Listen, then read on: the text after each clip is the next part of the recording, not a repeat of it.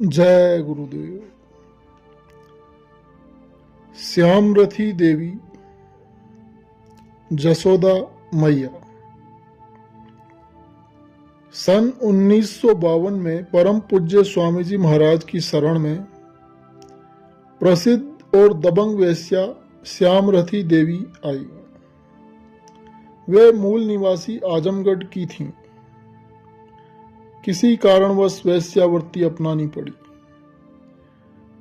अपनी उतरती उम्र में उनके 8-10 वर्ष के बच्चे का देहावसान हो गया, जिससे वे बहुत दुखी थी। वे राष्ट्रीय विचारधारा की थी तथा उनका संबंध राष्ट्रीय बड़े बड़े नेताओं, जब तक गांधी जी थे उनसे, और पंडित जवाहरलाल नेहरू आदि से था।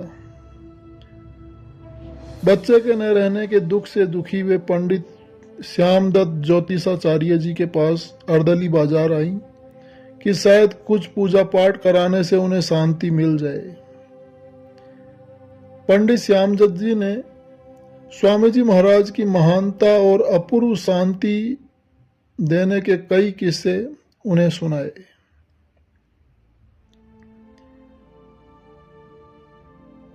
तो वे स्वामी जी महाराज के पास दर्शनों के लिए नाटी इमली, जहां उस समय स्वामी जी महाराज रहा करते थे, वहां पहुंची और साथ में 4-5 डलिया फल, केला, संतरा, सेब आदि सब लेकर आईं। उन्होंने अपने हृदय की व्यथा दया के सागर परम पूज्य स्वामी जी महाराज से बतलाई।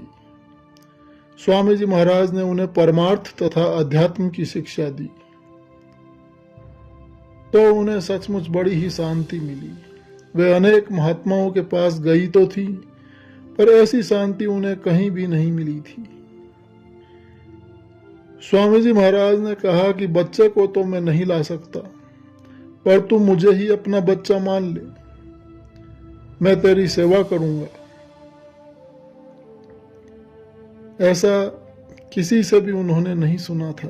तब से श्यामरथी देवी परम पूज्य स्वामी जी महाराज को किसुन कहती और स्वामी जी महाराज उन्हें जसोदा मैया कहा करते थे। उतने सारे फल देखकर मैनेजर भैया के बच्चे बहुत ललच रहे थे कि कब ये देवी जी जाएं और कब ये फल उन्हें खाने को मिले। पर जो ही जसोदा मैया गई, उनके जाते ही स्वामी जी महाराज ने सबको मना कर दिया कि ये फल कोई खाएगा नहीं, ये बहुत निकृष्ट कर्मों से लदे हैं। स्वामी जी महाराज ने कहा कि जाओ शंभू, एक रिक्शा लाओ और हमारे साथ इन फलों की झपियों को लेकर चलो। स्वामी जी महाराज केंद्रीय कारागार के पास के कोढ़ी अस्पताल वो सारे फल लेकर गए और वहां पूरे फल उन कोढ़ियों में बांट दिए। कई बार तो ऐसा भी हुआ कि जसोदा मैया स्वामी जी महाराज के पास आती तो कई कई घंटे बैठती। जब स्वामी जी महाराज किसी काम से चारपाई पर से उठकर लघु शंका आदि को जाते तो जसोदा मैया 200, 300, 200-400 रुपया उनके सिरहाने बिस्तरे के नीचे रख देती। स्वामी जी महाराज जब लौट कर आते तो प्रकारांतर से बिस्तर उठाकर उन्हीं के सामने उसे देखते और उन्हें लौटाते हुए कहते कि मुझे यह सब नहीं चाहिए, यह अपना ले लो। जसोदा मैया कई बार प्रार्थना करती, फिर भी स्वामी जी महाराज को अनासक्त देखकर वापस ले लेती। यह उनकी परीक्षा करने का तरीका था कि स्वामी जी महाराज धन के लोभी तो नहीं हैं। इसके बाद तो वे पूरी तरह से भाव के साथ स्वामी जी महाराज के चरणों में लग गईं। 1-2 वर्ष तक सत्संग सुनने के बाद जसोदा मैया का भाव बड़ी ही श्रद्धा और प्रेम का हो गया।